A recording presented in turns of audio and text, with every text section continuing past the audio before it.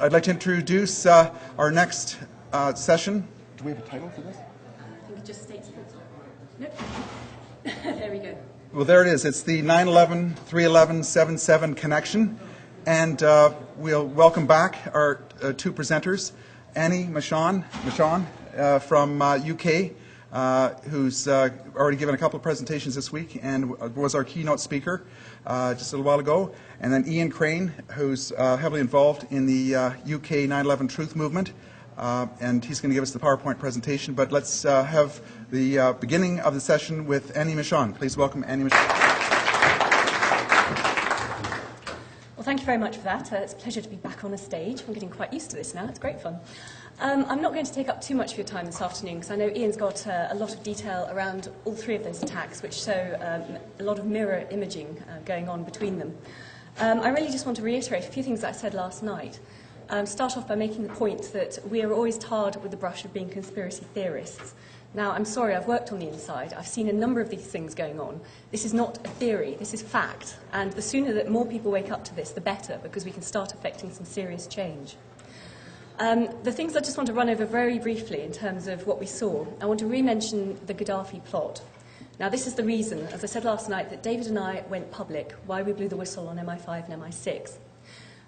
It's also, I think, why they've gone after us, or certainly after David, quite so stringently, because he just knew too much about something that was too dangerous to be put out in the public. For those of you who weren't there last night, this is a case of state-sponsored terrorism.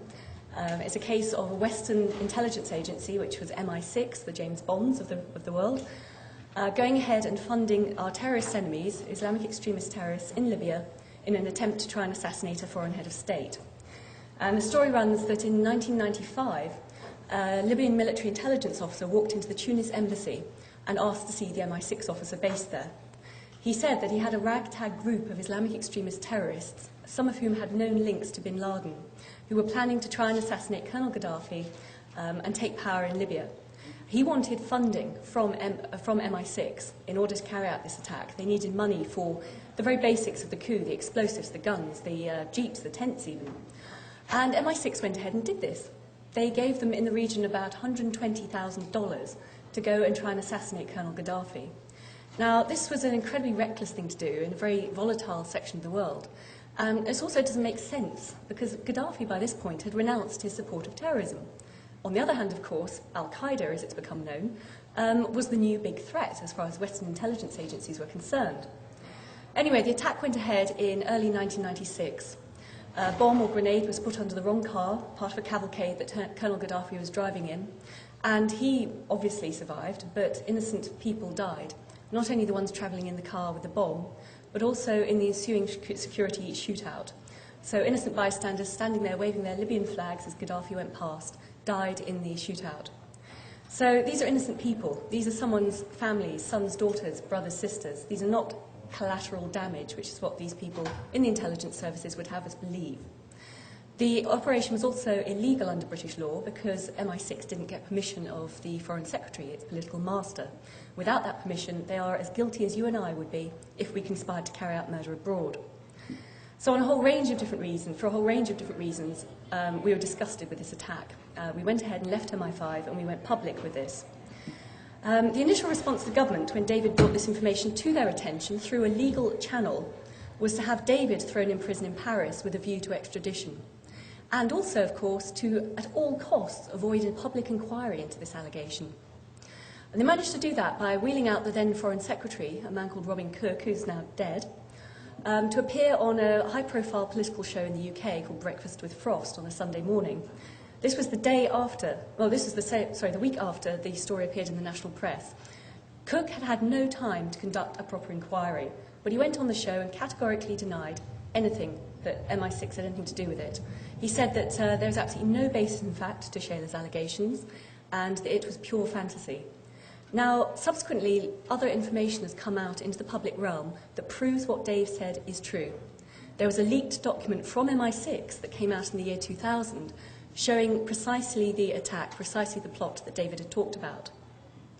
Also, information has come out via the French intelligence services pointing to the fact that there was a man called Abdullah Radwan, who was the Libyan military intelligence officer who went ahead and carried out this attack.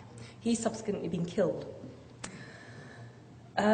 So this is manifestly not pure fantasy. But to this day, the Foreign Office will say it still is.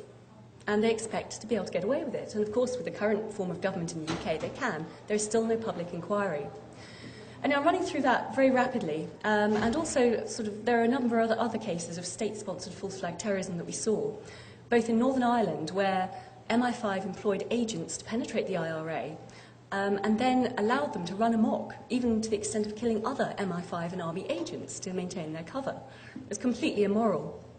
There was also the case of Mossad bombing its own embassy in London in order to shatter a Palestinian support network in London and to gain greater security around their embassy. So I'm just raising some of these issues, really to highlight the fact that these are not isolated instances. Of course the intelligence services and rogue elements of the government will cover up for them. Of course the intelligence services play dirty. But we expect them not, if they're going to do that, to a certain extent, at least to do their job properly and protect us. And certainly in the UK, we are not offered adequate protection by MI5 and MI6, as we saw with 7/7. They play fast and loose with our lives. We're just, collateral damage if we get caught up in a terrorist activity in our own countries.